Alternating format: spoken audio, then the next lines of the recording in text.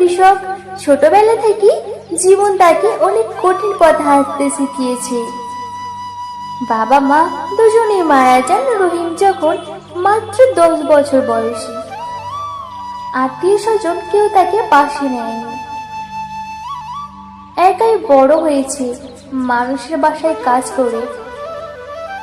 বয়স যখন রহিমের 18, তখন নিজের জমি না থাকলেও ঠিকই জমিতে চাষাবাদ শুরু করে। প্রতিদিন সূর্য ওঠার আগেই রহিম মাঠে যায়। রোদ বৃষ্টি উপেক্ষা করে সে কাজ করে, কিন্তু ভাগ্য যেন বারবার তার বিপক্ষে দাঁড়ায়।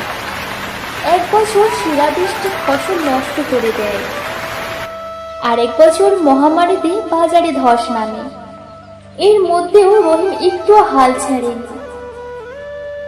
মায়ের মতন দেখার এক বৃদ্ধা প্রতিবেশীকে নিজের সামান্য আয় সাহায্য করে। তার চোখে ছিল স্বপ্ন, একদিন নিজের ঘর হবে, যেখানে দুঃখ থাকবে না, থাকবে শুধু শান্তি আর ভালোবাসা। কিন্তু জীবন তো সব সময় স্বপ্ন পূরণ করে না।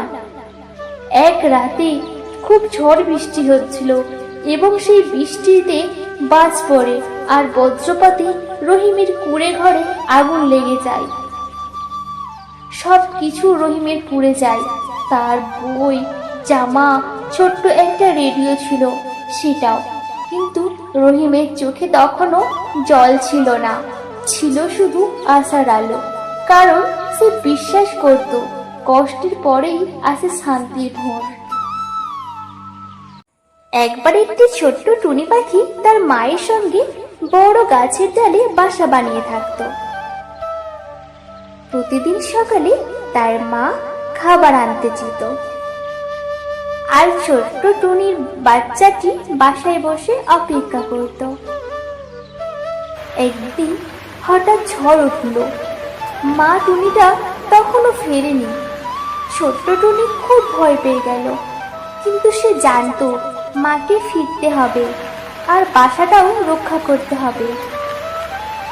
ঝড়ের মাঝে ডাল দুলছিল, পাতা ছিঁড়ে উড়ে যাচ্ছিল, কিন্তু ছোট্ট টুনি মজবুতভাবে বাসায় ধরে বসে রইল। ঝড় থেমে গেলে মা টুনি ফিরে এলো। সেই ছোট্ট টুনিকে জড়িয়ে ধরে বলল, তুই খুব সাহসী, আজ তুই দেখিয়েছিস ছোট হলেও দুর্বল হওয়া যায় না। সেই দিন থেকে ছোট্ট টুনি বুঝে গিয়েছিল সাহস মানে শুধু বড় হওয়া নয়, মন থেকে শক্ত হওয়া।